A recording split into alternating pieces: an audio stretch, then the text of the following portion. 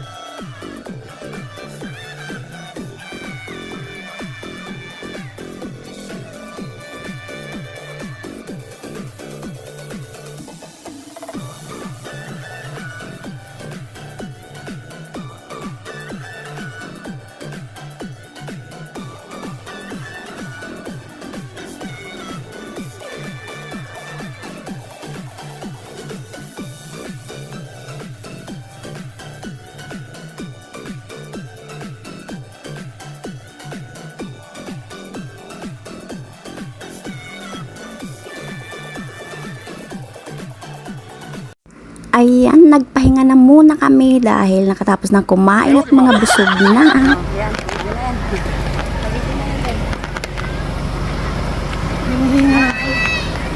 At pagkatapos nga naming manginain ng yema, ito naman kami, dinalo namin ang isa naming kasamahan na nakatira sa medyo mataas na lugar, kaya hingal kabayo naman. Dili man ko ka mo video guys. Pasensya na. Ay, akyatin sa bundok. Dinilibiran na lang sila dito ng tubig dahil walang tubig dito. Hirap mo. Ang pisko.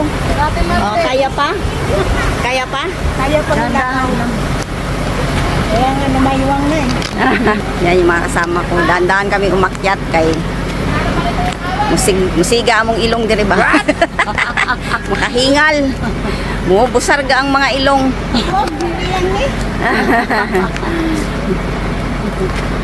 Ganda dito, presko hangin, Ayan yung aming nilakaran, yung aming inakyat.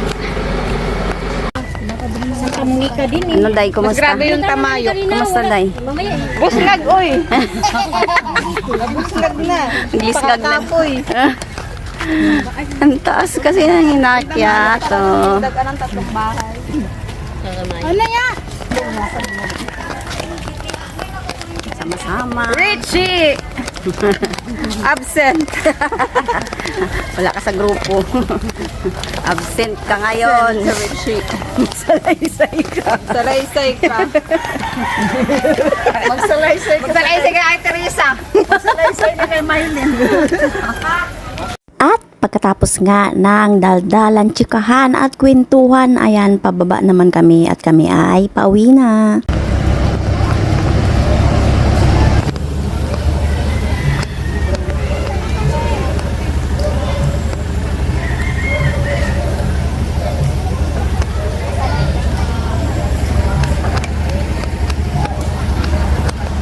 No, babay na. Bye-bye. Sabi na masagasaan kayo namin dalawa. Nagulo ko, nagtatakbo na yung ganito ng wala kang preno sleeper ko.